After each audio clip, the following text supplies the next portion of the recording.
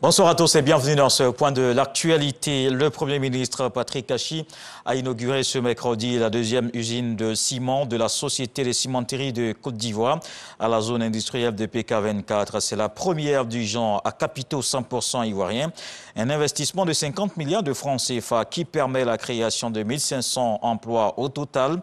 La capacité de production va doubler pour atteindre plus de 3 millions de tonnes par an.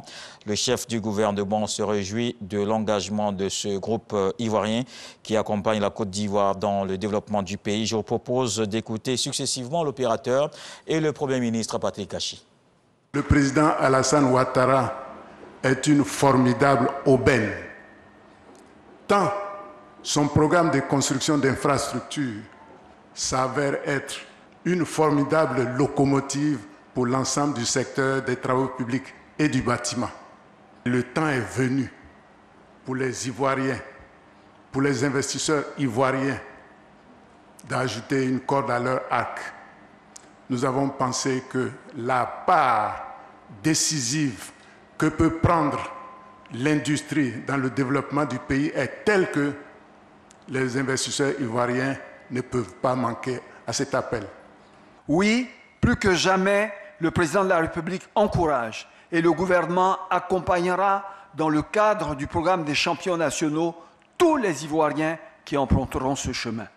Dans la même veine, nous encouragerons toutes les entreprises dans le pays qui accroîtront le revenu local de leur activité et associeront des acteurs nationaux compétents dans leur aventure dans une logique gagnant-gagnant.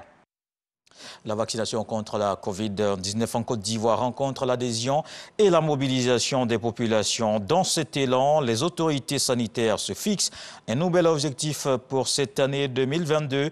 Le ministère de la Santé, de l'Hygiène publique et de la couverture maladie universelle table sur 16 millions de doses administrées d'ici à fin juin. L'annonce a été faite ce matin par le directeur de cabinet au cours d'une conférence de presse.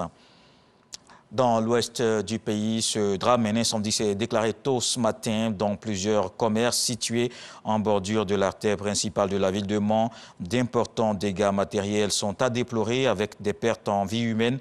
Les secouristes étaient aussi sur les lieux pour éteindre le feu. Le drame est survenu lors de l'échange d'un fût de gaz pour alimenter une boulangerie. Le ministre-gouverneur du district autonome des montagnes, Albert Flindé, s'est rendu sur les lieux du drame pour constater les dégâts. Dans le reste de l'actualité, au Burkina Faso, le lieutenant-colonel Paul-Henri Sandaogo Damiba a été investi ce mercredi président de la République par le Conseil constitutionnel. 3 semaines après avoir pris le pouvoir par un coup d'État, il a prêté serment lors d'une cérémonie en direct à la télévision nationale.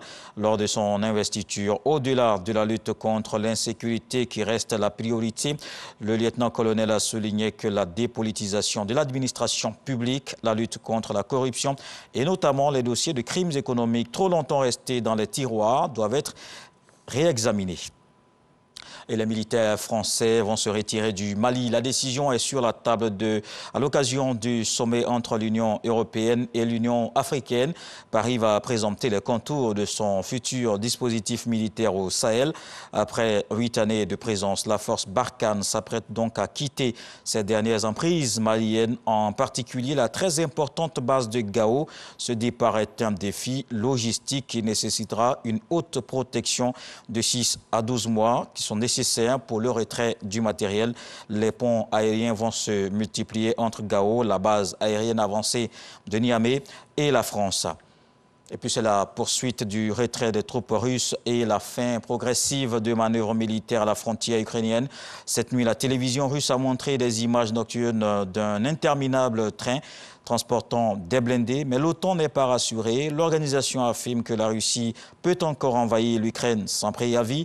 Pour Florent Parmentier, enseignant à sciences politiques, les États-Unis ne sont pas perdants dans cette situation. La posture américaine a permis une désescalade dans la crise. Je vous retrouve à 20h pour le journal. À suivre tout de suite les infos régionales.